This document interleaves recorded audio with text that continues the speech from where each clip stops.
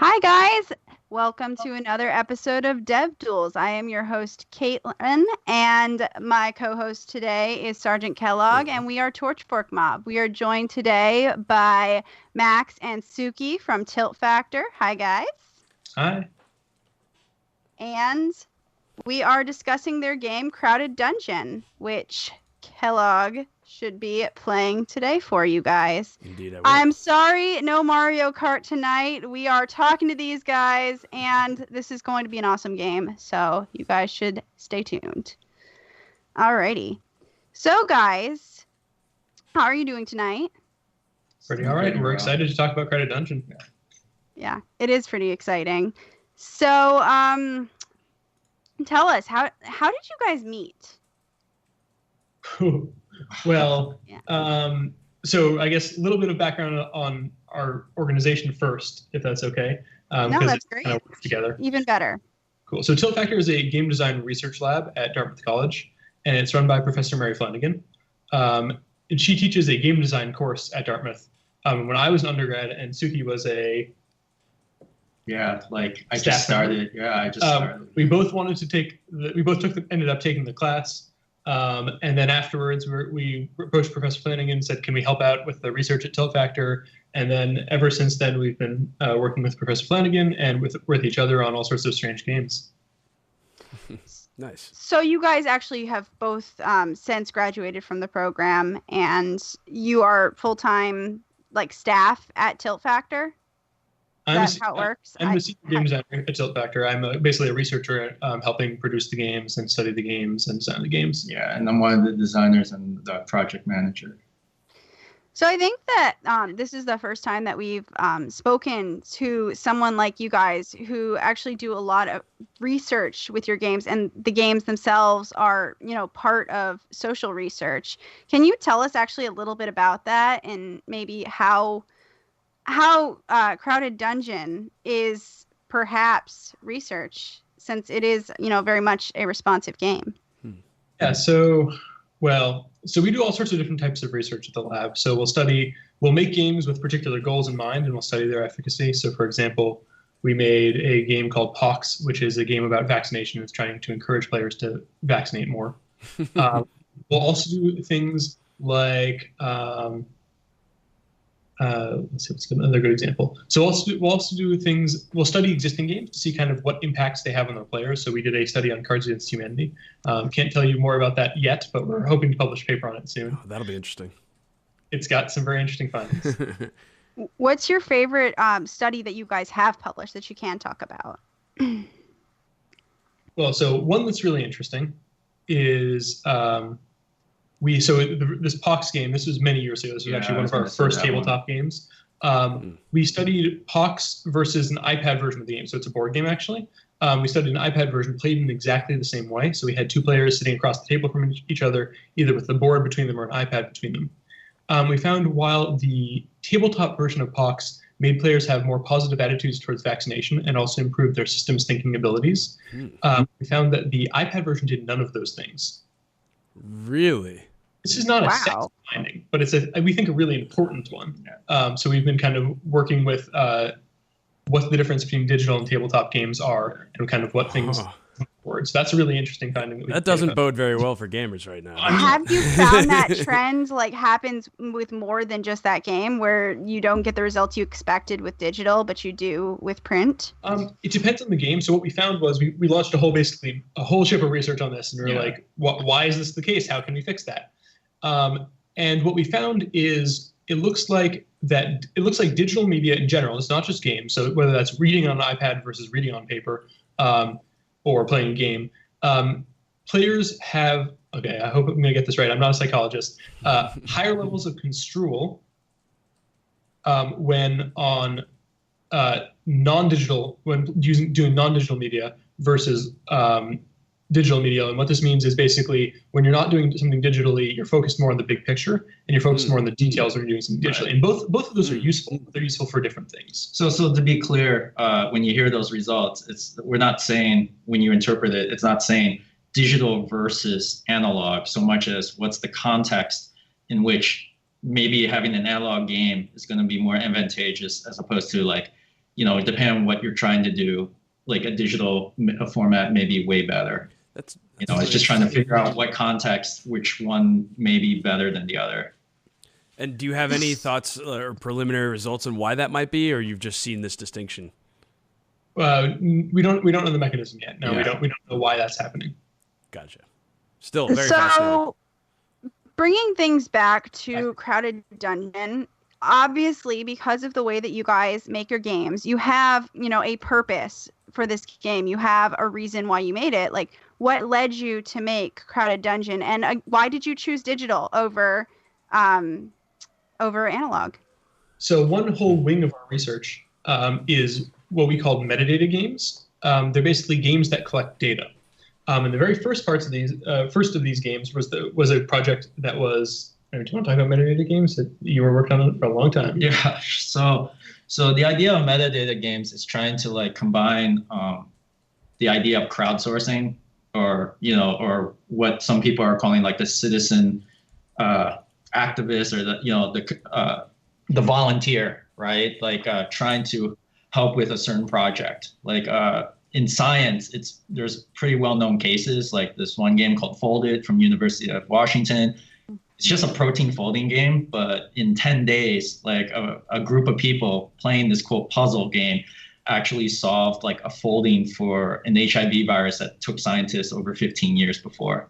So, just an example it's kind of that. Tricking people into doing work through games. Well, it's not even work. I mean, part of this is trying to align the motivations. So when you do a certain cultural heritage thing, at the library, you have volunteer librarians. The reason they do it is because they want to help your community. So that's one thing where if you have a social cause, help tag these images because they're in the digital archive, you don't have it. Just mentioning. So metadata games was about showing people images from our library's archives and getting players to kind of describe them so they can become searchable by archivists and the public. And from there, we also did a game called Smorball, which we took to the Boston Festival of Indie Games a couple of years ago, which was getting people to transcribe library books, basically, so they can be searched. And kind of out of that, crowdsourcing is where Crowded Dungeon came from. Right. It's funny that you have games like that, because I remember doing that as a student. I volunteering at the library, doing this stuff at my own school library when I was in college, and you're getting people to do this for fun, all kinds of things. That's so. Smorball has transcribed some thousands of pages now, and so. But out of this, we wanted to see what else can crowdsourcing do in games, and specifically, so not with an end goal in mind, more than just game design. So Crowded Dungeon is kind of a collaborative, crowdsourced game design, which you'll see as we talk about it more. But it doesn't have an end goal in mind, like Smorball is transcribing books, like Metadata Games is tagging images, and Pox is convincing people to get vaccinated. It's more of kind of an experiment in can we kind of collaboratively design a game. And do you want to go in a little more detail about that? As I've been playing it, and I'm about to jump in and show folks who are watching a little bit of gameplay, but just describe a little bit the upvote and downvote system and what your thinking went into that, and perhaps what inspiration led to that. Yeah. Well, so should I describe the structure of the game first? Yeah, that would be great. Right. So, the main way the game is played, you play the hero. The hero is exploring a dungeon, and each room has a monster or a gatekeeper blocking the door to the next room. And we're in a classic dungeon crawl. You might attack that gatekeeper. Instead, in Crowded Dungeon, you try to kind of sweet talk your way through, bribe them, cajole them, maybe blackmail them into letting you through. So it's all text. It's all text-based once you actually start talking to the gatekeepers. And what's going on is, so the hero will walk up to a gatekeeper, and you'll be able to put in any sort of message. You can say, "Hey, will you let me by?" And oftentimes the gatekeeper will respond, "No." You can try to attack them. You can say, stab the gatekeeper, and oftentimes that won't work either. You make it very easy for the gate. Well, but sometimes you'll find an item someplace in the dungeon, and you'll offer it up, and you'll say, "Hey, do you want this sandwich I found? You can have it if you let me by." And sometimes that will work. What's actually going on is the gatekeeper at first is another player. So they're actually seeing those responses and seeing those inputs and typing responses to those. And then each time a gatekeeper responds, that's saved in our database forever. So if you offer a sandwich to our gatekeeper, what's our troll's name? Grumbles. To Grumbles the troll. And he says, Grumbles. So if you say, here, Grumbles, do you want the sandwich? You can have it if you let me buy. And he says, oh, sure, and takes the sandwich from you and lets you buy. The next person to say that same thing gets the exact same response. So it's kind of building a library of free text input that's kind of like an old text adventure game, except you can put in literally anything. So what happens? What does the downvoting mean? Does it mean that response is less likely to happen again? Yeah, so the upvoting and downvoting is kind of like you've seen chatbots, right? It's the hero saying this response made sense. So when there is no gatekeeper or when there aren't enough gatekeepers, the database will just will try to find a previous match to kind of a previous thing that you said, or just a previous thing that someone else said. So if I say, if someone else said, hey, Grumbles, do you want this sandwich? You can have it if you let me buy. And I say, hey, Grumbles, do you want this sandwich? Those aren't exactly the same thing, but the database might say, those are pretty similar. I can probably play the same response from that previous one. And sometimes that makes great sense, and you should upvote the ones that make sense, and that kind of reinforces these things. The input you put in there was actually very similar to the previous input, and it kind of learns from that. If you get a nonsense response that really doesn't make any sort of sense, downvoting that basically says the input that you said is not like the input that was used for that initial response. So it's kind of teaching it how to be a better language processing engine, kind of. And the thing I think that is also pretty cool about that is, at least with Grumbles, I was able to use 2 different items to get by. And I don't know if that was a result of user submissions, or see, that's pretty cool. That's pretty cool. It was I gave him some oil instead of the sandwich, and he drank the oil, and it killed him, which I thought was really cool. And I think that also speaks a little bit to, even though this is it's a simple looking game, the world does have like good details in it. Like you can run over a worm and it goes splat. You can push a barrel. I can find oil and put it in a switch and open a door. I mean, that's pretty well fleshed out, I think. And it's cool that, I think that the text system allows for those different objects to come into play. Can you go back in this game? Like can you go backwards, or once you get through the gate, you're done? Oh, it's you can't go back. You can refresh to start over and kind of learn your way through it. And it also doesn't save progress, which means if you don't complete it in one sitting, you can always basically always remember how you got through previously and use those again, or you could try a new way, because there's always theoretically a better way to get through, right? For example, one thing that's really cool when you play the gatekeeper and type those responses is you can actually make up any item you want and give it to the player, and that will persist throughout all the levels. And this is kind of where that's awesome.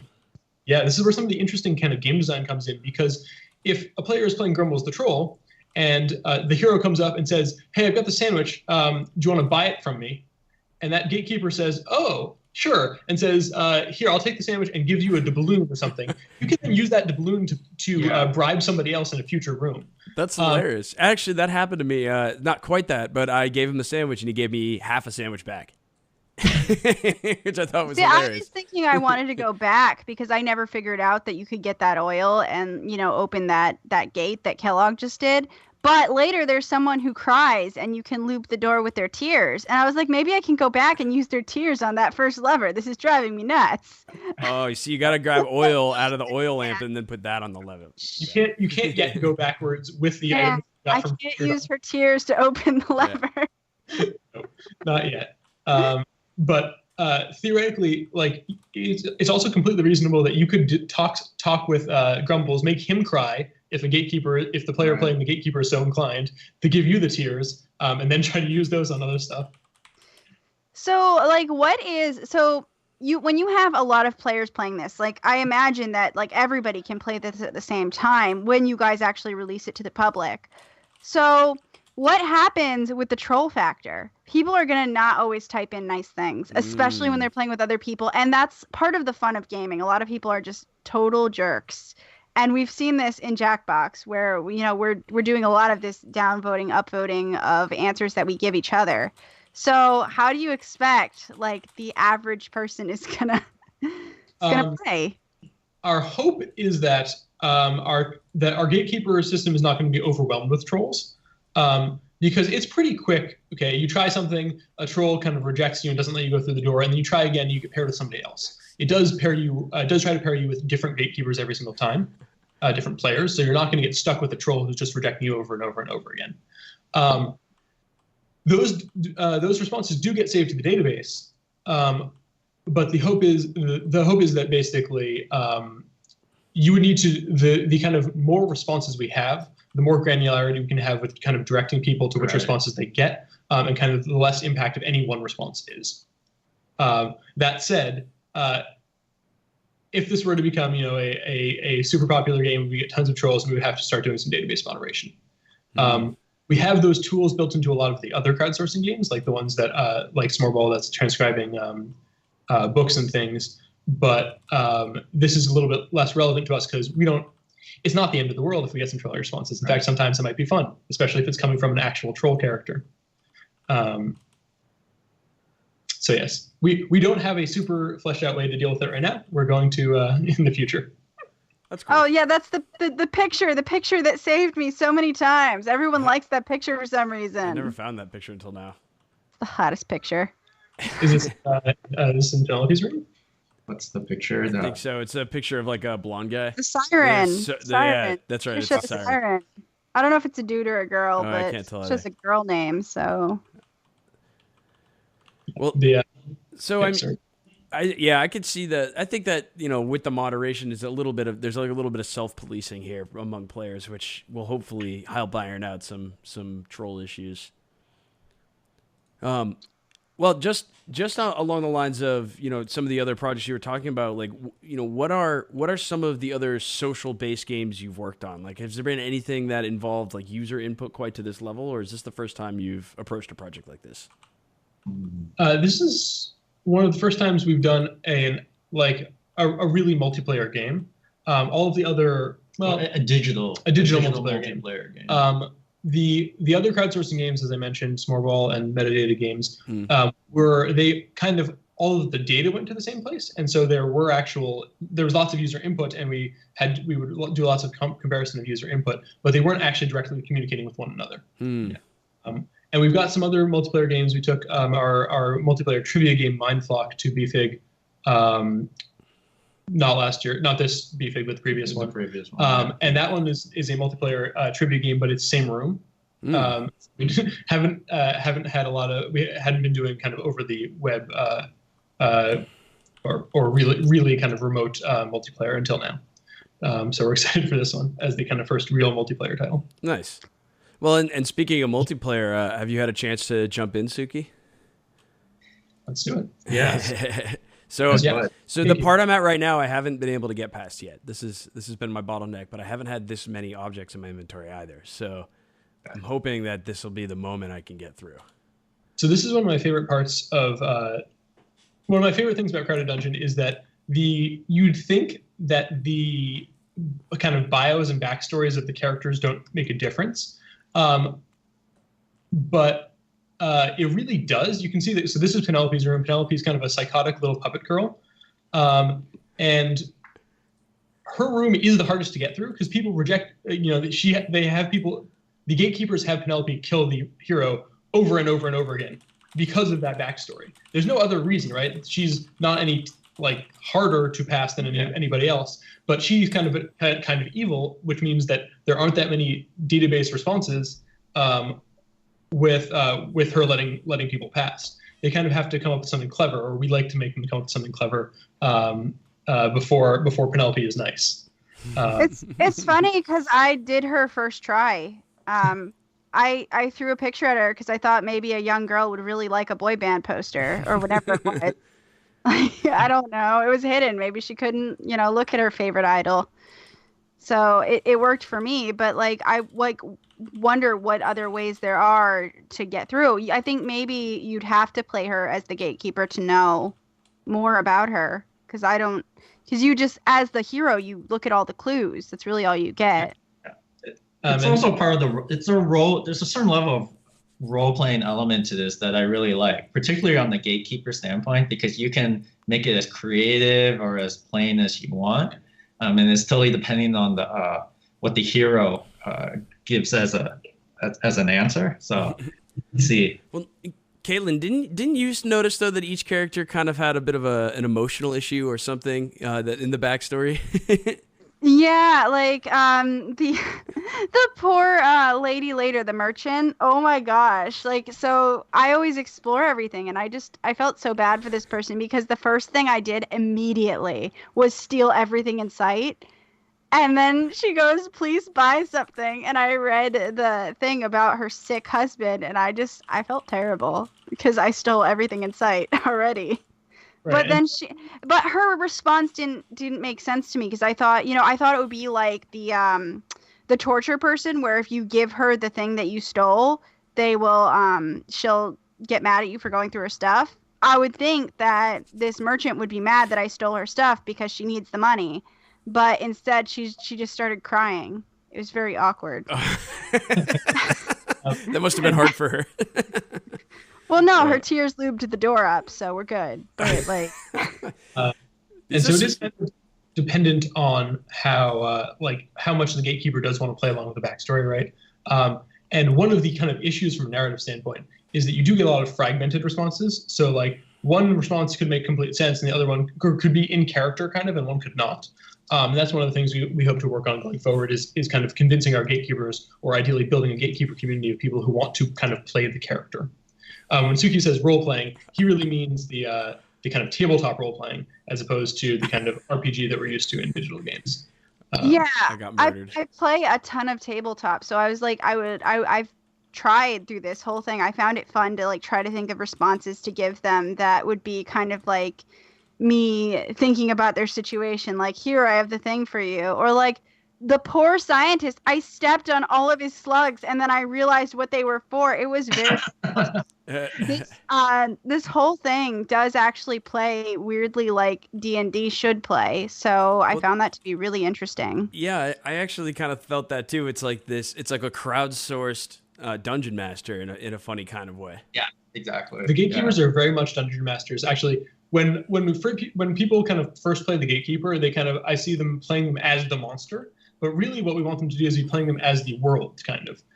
Because if the hero tries to stab the gatekeeper, you as the gatekeeper get to decide, does that work, right? It's not necessarily that you kill them back. It's you can decide you step aside. If they try to sneak by you, you can say, I noticed them, or you can say, I don't know, like, I wonder if anyone is there. So they're kind of, you're playing the NPCs, but from the kind of DM's point of view.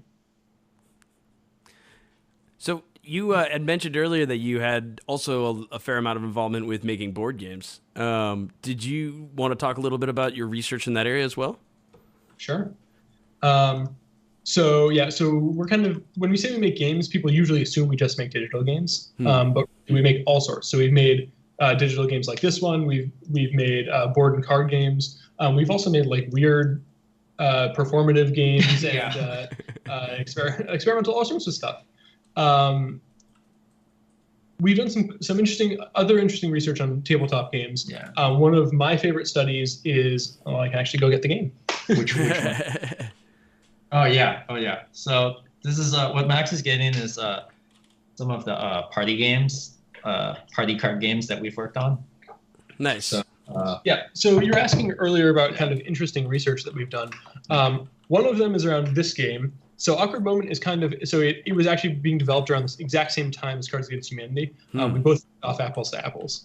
Nice. Pretty straightforward mechanic now, right? Every game under the sun uses the kind of judging mechanic. Right. The way Awkward Moment is different is, first off, it's PG, so it's middle school targeted. And you draw an awkward social situation card, like you see your friend coming down the street, so you wave like crazy and call her name, and it turns out it's not her. And then everyone responds with a reaction. And the reactions range from absurd to silly to serious to appropriate. My favorite appropriate reaction for that one is the fix your hair, because you turn the wave into a nice.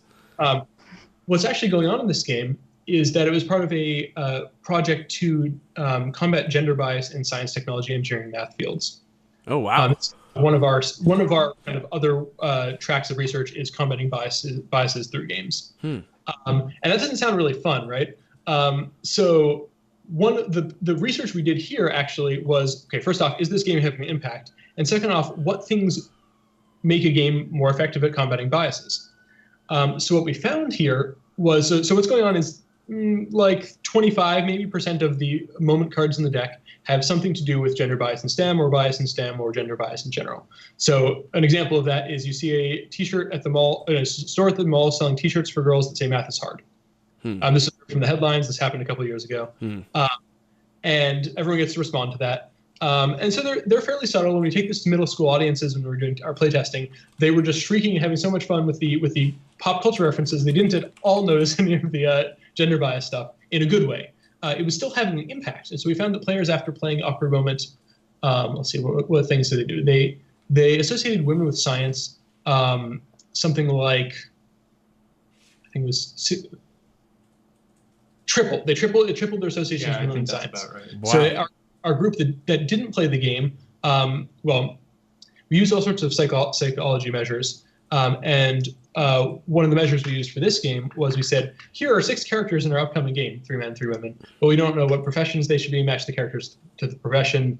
These are 6th graders, so it's a nice, simple task for them to do. And we wanted to see how much of the time they put scientists to one of the female characters. And what we found was if they didn't play the game, it was around 20%, and if they did, it was around 60%. Wow. So that brings us to exactly where we wanted to go, right? It's just over 50%. That's basically what we want. Tripled the effect of the control group, which was great. But the really interesting research we did with this game was we said, okay, what if there are more moments that have to do with gender bias? And so we did a version where there were 90% as opposed to 25%. And as game players, like, we know that this is not going to be fun, but we run into people in the kind of education space that are like, oh, what if you did more? It turned out the game's effect was completely washed away in that overload condition. It was overloaded. There was too much bias. Wow. Really? So basically, less is more, right? This is this kind of finding spun off what we do now. We call embedding. Kind of we hide the goal. We make it effective without being in your face. Oh, man. We're finding just across the board, this is more effective than not. So if you're doing games for change, that like this embedding thing is really important. So when like trying to sell games for change, do you sell them as normal entertainment, or are they? Yeah, do you like? Is it like? I don't want to say it's like some kind of subliminal messaging going on, but it is kind of interesting. We have like talked about hating the edutainment tag in the past. We have a show on Tuesday where we talk about upcoming trailers, and if it looks like edutainment, we're definitely more critical of it. Like that's kind of natural. Part of what's going on here is that if there's a reactance, which is basically a psychological thing that when you're being told something to think, you push back. And that's kind of what this method is fighting against. There's a question that I was going to answer. How do we sell these games? Right. That's the kind of tightrope we've been learning to walk, because there are not a lot of people who are doing this kind of stealth interventions almost. Either they're doing edutainment or they're doing just commercial entertainment games. So we need to we've been trying to figure out how to walk that tightrope where we can get things like Awkward Moment into schools and like into guidance counselors' offices, but also into the home, into community centers, into the homes of 12-year-olds. So if you inspect these boxes for these games, you're not going to see anything about the impact. The only thing you get to see is the tiny National Science Foundation logo, because it's funded by the National Science Foundation. But nowhere else does it talk about the impact except online. So when you find it in a store, it's just a fun party game. If you're a kind of maybe a parent or an educator looking for this kind of intervention, and maybe you found our website because there are research papers, or you met us at a games and learning convention, then you can learn about the research. Right, it's on our site. It's not completely hidden, but not in stores and not at conventions usually. Got you. And do you find that you're able to get this into classrooms and places like that, or is that still something you're trying to work towards? We're still working on that. We're actually much more successful on the commercial side of things. Got you. That's interesting. We get this into all sorts of we were into all sorts of independent toy stores and into kind of boutique gift shops and that kind of stuff, which is really cool. And it's people like middle schoolers really like this game, which we're super happy about, right? But maybe it seems a little too commercial for the education audience so far. Wow. So you actually had the opposite result of what you expected then. Like you expected it to be easier to get it into guidance counselors' offices and all that kind of thing, but not the commercial, but this one was liked commercially. Right, exactly. So like, wow. I think perhaps that our educators and our like parents who want to have impacts with games and stuff, they're so used to edutainment, to seeing things that kind of feel didactic and they're very clear about what the impact is, that they can't kind of recognize these stealth interventions, or it's harder for them to realize what they're doing, perhaps. That's so interesting. I think that's also like a really strong case for gamification in general, for ways of learning and just like improving oneself. And most of video games is obviously very focused on entertainment and, delivering the player from the cool moment to the next cool moment. And most of the skills you're building are really just point and click. And, with some games you get some deeper strategy, of course. But do you foresee a future where games are used more widely, not just in, not just for interventions, but also perhaps in learning and just general human, improvement? Absolutely. Yeah. I mean, I think we're working towards a place where these things are going to fuse, right? The kind of entertainment game industry is I think already becoming more aware of kind of the impacts it's having with game research, and I think we're going to get to a point where game designers and developers think about what kind of their impacts their games are having, and want to know and want to have them to have positive effects, or at least to kind of espouse their own values consciously. So I actually have a question, probably speaking from the other corner. These stealth interventions for the powers of evil, or generally unsavory. Do you guys ever notice things about games that you play? I mean, obviously most games that we would play as adults are made for entertainment. Do you feel that you ever see subliminal messages in games that could be bad or, positive, obviously not meant to be that way, accidental? I mean, historically, it's already been. I mean, we get accused of brainwashing or subliminal messaging. It's not technically subliminal, but subconscious maybe messaging. And the bottom line is, as you point out, advertisers have been doing this for decades. So why not do it for good as well? We do think that every game kind of has values in it, has some sort of impact. For the most part, the game creators are just not aware of what that impact is, right?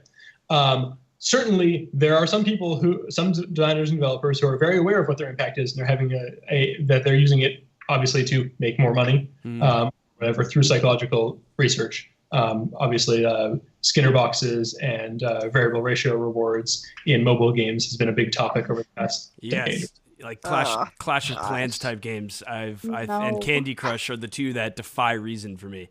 I've played them both, obviously, and they are mindless, and people put more hours into those than some of the best games ever created. So obviously they're doing something that is almost like a slot machine effect on these people. Well, we're getting close to the end. I've made it a pretty good way through this game. I'm now talking to Professor Nud, and I'm not sure how many more are past this, but there's at least... You have not even done the half of it. Oh wow, really? So this is a pretty long game. That's awesome. Yeah. Oh, it took me maybe 40 minutes to an hour, but I don't think that the point of the game is the length. It's obviously because it's going to be different and more robust. It's going to get smarter every time you play it. I think that it's the interaction that we're looking for, which we don't have yet, obviously. Yeah. Sorry. Go ahead. I was going to say, kind of the future of this game is kind of a test case. This kind of series of levels was a test case for this model, and our hope was and is. That some point down the line in the future, this game becomes less linear, right? And more like what you were saying, go into a room, convince a gatekeeper to give you an item, go back out, use that item in a different room, and kind of building that kind of a more rich design space through the choices you make and the ways you can convince people to do things. And in that way, it's less about the kind of the playtime, right? And it's more about actually finding the interactions you can do, right? It might be just all about starting over, so you can see if you can talk this gatekeeper into giving you some money that you can use to pay that gatekeeper to do a thing, to give you a key to this chest, whatever. So that's our hope in the future. So cool. Yeah, it'd be interesting to be confronted with a room that had like 2 gatekeepers too. Exactly. Yeah. Yeah.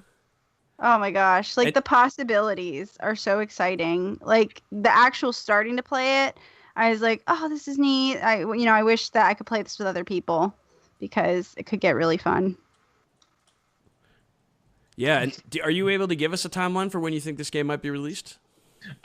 We hope to conduct a few research studies with it first. Yeah. It was actually made initially as a kind of both as an experiment in game design, but also as kind of a research platform. There are a couple things we want to study that we don't want to spoil. But after that, we do hope to make it publicly available. We don't know exactly when yet, but the best way to find out is to follow us, to join our mailing list on tiltfactor.org. Nice. And I think just to close things out, one for the folks back home, is there? Oh, I guess they're not allowed to see the version I'm playing, are they? I was gonna say, is there a place they could go to play this? But for now, the answer is no, isn't it? No. Yeah, not yet. That's not right. yet. That's right. Well, that's okay, guys. You'll get a chance. It's fun and it'll be worth the wait. I promise you. All right. Well, I think that sums us up for the evening. I just want to say thanks to you guys for joining us. It was like a super pleasure learning about all this cool new like research into games. I've never really heard of games as gaming research. For science. Yeah, I love it. Everyone should feel good about the gaming they're doing because it's for science, unless you're playing Clash of Clans. But don't play Clash of Clans. Yeah. Don't do it. It's for their wallet. Can I make one plug on the thing we're working on right now? Absolutely. Please. Yeah. So our newest board game is called Visitor in Blackwood Grove. It was designed at Tiltfactor and it's being published through our sister publishing company called Resonim. And we just got off Kickstarter. It's coming out in probably January.